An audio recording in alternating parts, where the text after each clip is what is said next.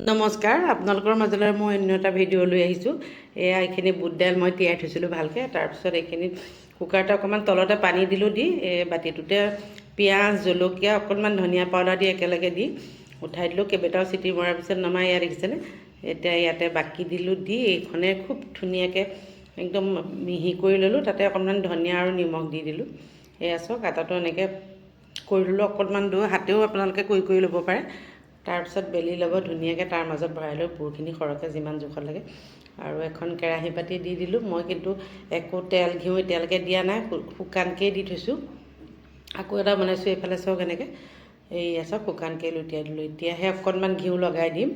আপোনালোকে যি খাই দিব পাৰে। মোৰ গৰু ঘিউ আছে কাৰণে ইয়াতে গৰু ঘিউকে দিছোঁ। আপোনালোকে ৰিফাইনো দি খাব পাৰে, যি খায় আৰু। কিন্তু সুস্বাদুও হয় আৰু উপকাৰীও হয়। একো মা মছলা দিয়া নাই। মা মছলা খালে আপোনালোকে দি ল'ব পাৰিব ইয়াতে, মই কিন্তু দিয়া নাই। আছোঁ কিমান ধুনীয়াকৈ হৈ গৈছে, শুকান উঠি গোটেই হৈ গৈছে নহয়নে। এইটো আৰু এটা দি দিলোঁ।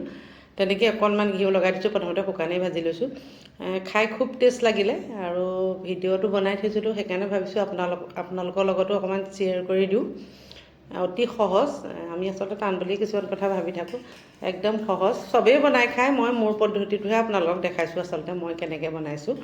এয়া চাওক কিমান কোমল কোমল হৈছে, খুব ধুনীয়া হৈছে কিন্তু।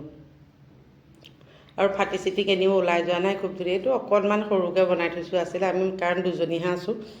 দুজনীৰ কাৰণে দুটা বনালোঁ, এইটো আৰু বাঢ়িছিলে অকণমান, সেইকণ বনাই দিলোঁ।